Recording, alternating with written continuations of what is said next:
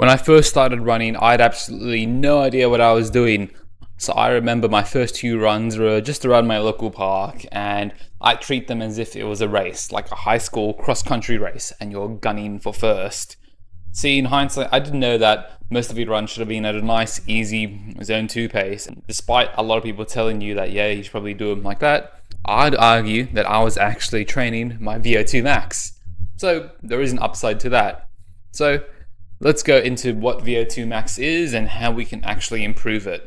So first of all, what is V02 Max? Well, quite simply, your VO2 max is a measure of the amount of oxygen you can allocate to your working muscles, like your lungs, your legs, your calves, during exercise. And it's measured in milliliters of oxygen per kilogram of body weight per minute.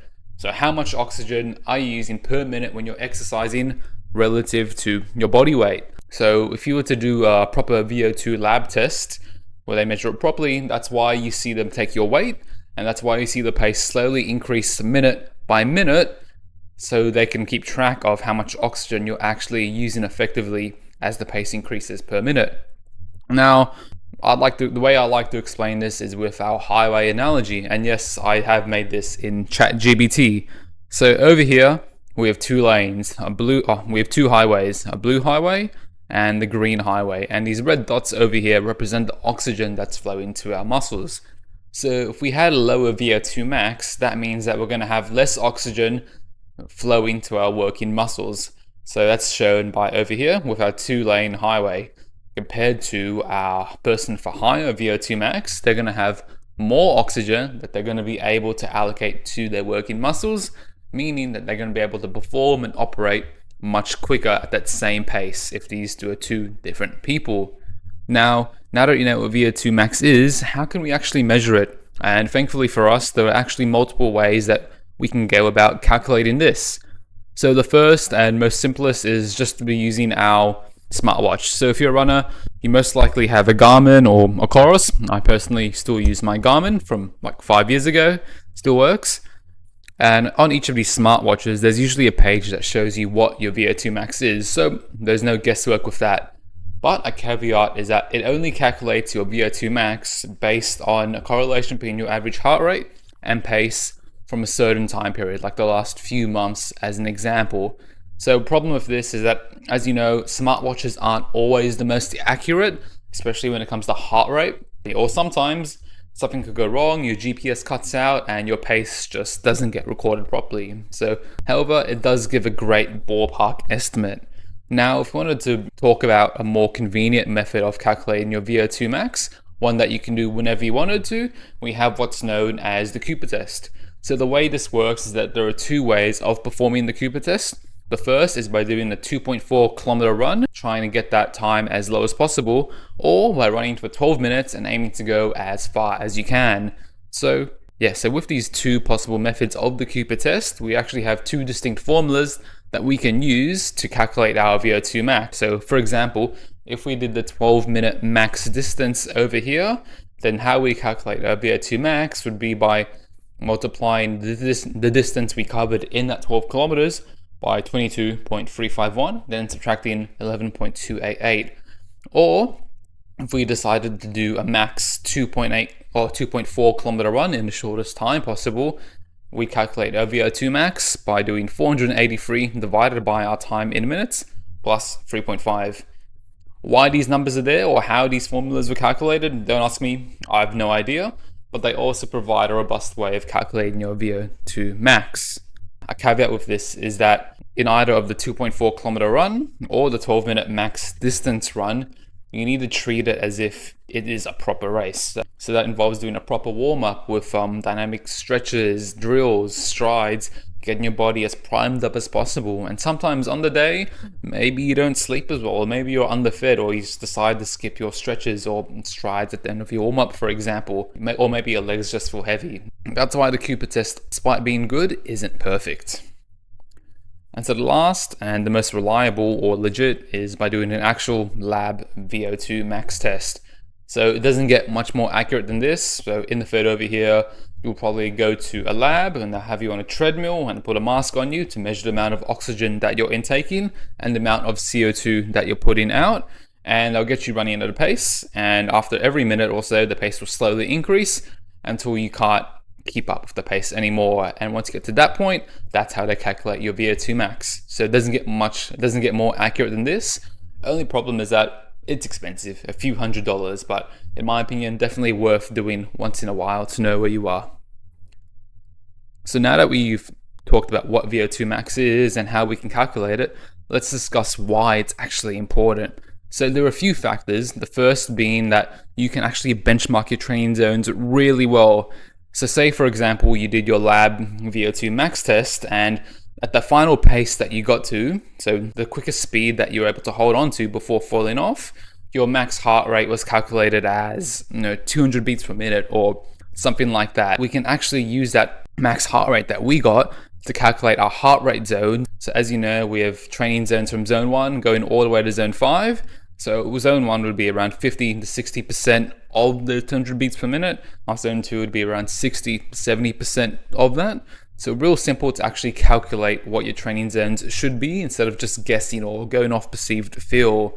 And the good part about this is that because as you train, you get fitter and fitter and fitter, and your VO2 max is going to go up, you can adjust your training zones accordingly to that new heart rate where you hit your VO2 max at. So you don't run the risk of having your training zones stay at the exact same pace. So another benefit of VO2 max is that they're a really good, reliable indicator of race performance. So there's a really famous formula here called the Jack Daniels V formula, which takes into consideration your VO2 max and your running economy to produce a score that's known as a V score, which can be used to predict your training paces and your 5K, 1K, half marathon or full marathon race times, for example. And so what you do here is that you'd multiply your VO2 max by your estimated running economy. So running economy usually ranges from 0.8 to 0.95. So 0.8 if you're more of a recreational runner who's not as efficient with their technique, or closer to 0.95 if you're someone who's a bit more experienced or leaning more towards that elite level. And once you have that, that's known as your V score, and that gives you accurate or somewhat accurate race predictions. And so you could do it manually, or you could use a calculator like I have over here. So what I've done is that I've entered in my 5K PB, 1725, 329 pace, and I've used this calculator to calculate my V which is 58.5. And if we look at this table over here, we see that 58.5 brings me to a 1733 5K, which is pretty much spot on. The third benefit is that your VO2 max is also a strong predictor of longevity and long-term health, and this makes sense. So if your body is really good at using oxygen and providing it to your working muscles, especially when you're exercising, it's probably going to do that at a really high level when you're not exercising as well, and that's probably going to have a whole range of health benefits. Now, there are numerous and countless studies that support this.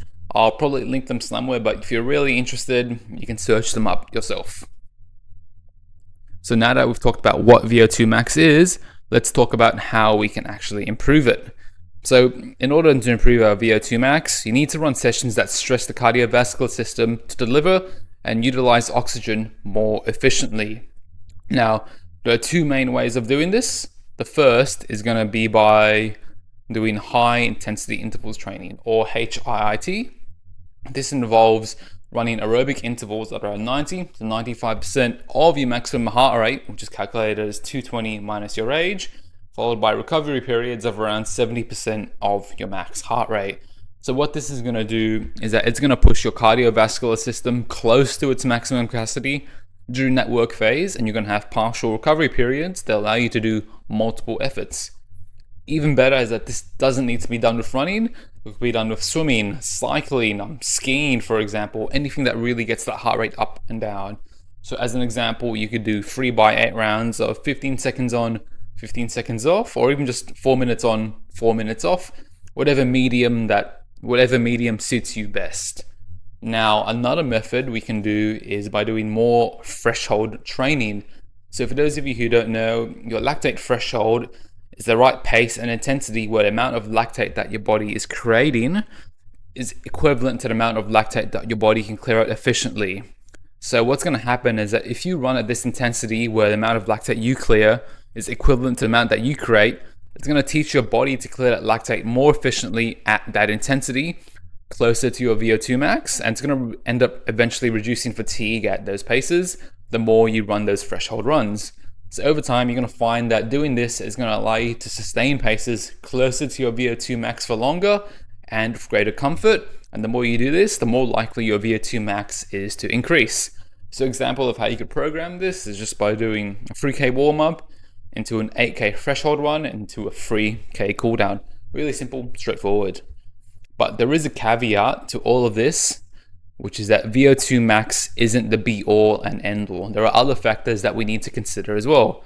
So your VO2 max is technically the ceiling of your performance. It's your max potential. It's how much oxygen you can allocate to your working muscles when you're pushing it hard. But running economy and your threshold levels are also part of the bigger picture. So as I mentioned in my previous video, running economy is just a measure of how efficient you are at running. How much oxygen does it cost to get you running that distance, that same distance at that same pace? And the more efficient you are at running, obviously you're going to have less of an oxygen cost when you're running a certain distance at a certain pace, someone with a lower running economy. So you could have the highest VO2 max, but if you have a bad running economy, a lot of that oxygen is going to be wasted instead of being converted into forward motion. So likewise for threshold, if your lactate is really low, you're not going to be able to sustain a high percentage of your VO2 max for long. This is going to mean that you fatigue quickly and at those paces closer to your VO2 max, even if you have a large engine. So the best endurance athletes actually combine all three: a high VO2 max, a really good running economy, and a really high lactate threshold level. That's why we have this picture here just to summarize all that. So our VO2 max is our overall capacity, and the more we can fill up this tank with our running economy and our threshold, the more we're going to be able to perform close to that ceiling level. So you find that the best athletes in the world, Eliud Kipchoge, he probably has a VO2 max in the 70s, like around 75. Across the board, all runners have really similar VO2 max levels. But what separates them is how efficient they are, how high their lactate thresholds are. That's what separates Eliud Kipchoge from the best, and that's what can separate you from the rest.